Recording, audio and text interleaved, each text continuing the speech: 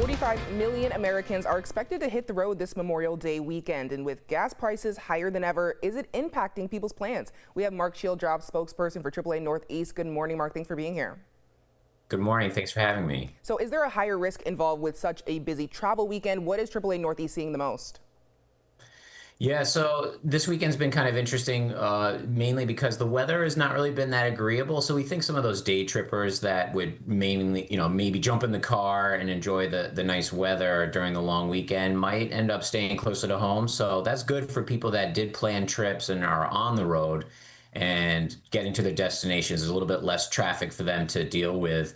And the issue really too is high gas prices, with prices $1.50 a gallon more on average than they were last year. So we think there will be some impact there in terms of people cutting back on these trips, maybe going a little bit shorter distances or spending less on their trips just because there's more money going in their gas tank than into their vacation spending. So it really could have an impact. So after the holiday period is over, we'll get a better sense of whether or not higher gas prices is really putting a clamp on summer travel demand. But Memorial Day is the kickoff for the summer driving season, and a lot of people are ready to hit the roads. And a lot of these trips were planned before prices really spiked earlier this year.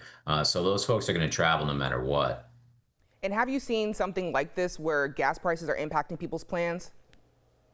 Yeah, we have. In 2022, we saw gas prices reach a peak of $5 a gallon that summer, and that was after Russia invaded Ukraine and global oil markets were disrupted. And we saw a real change in driving behavior over the summer, with people cutting back on their travel spending just because they had to spend much more on gasoline. We didn't see the same type of impact on airfare that year. I mean, it did go up a bit, but nothing like what we see now, because jet fuel this time has been so significantly impacted.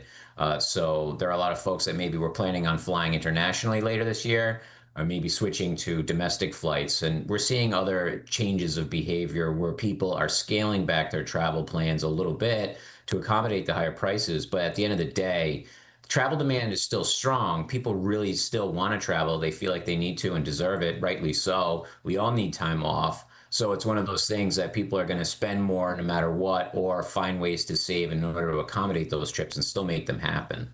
So Mark, what do you recommend as people head out Sunday and Monday? Any tips? Yeah, usually the earlier start, the better. If you want to avoid the traffic, the worst of the traffic we expect to be on Monday afternoon from about lunchtime to around 5 p.m. dinner. One thing we've seen in recent years is people take time off around a 3-day holiday weekend to kind of make it a 4 or 5 or even a full week off. So a lot of people will be traveling maybe on Tuesday as well.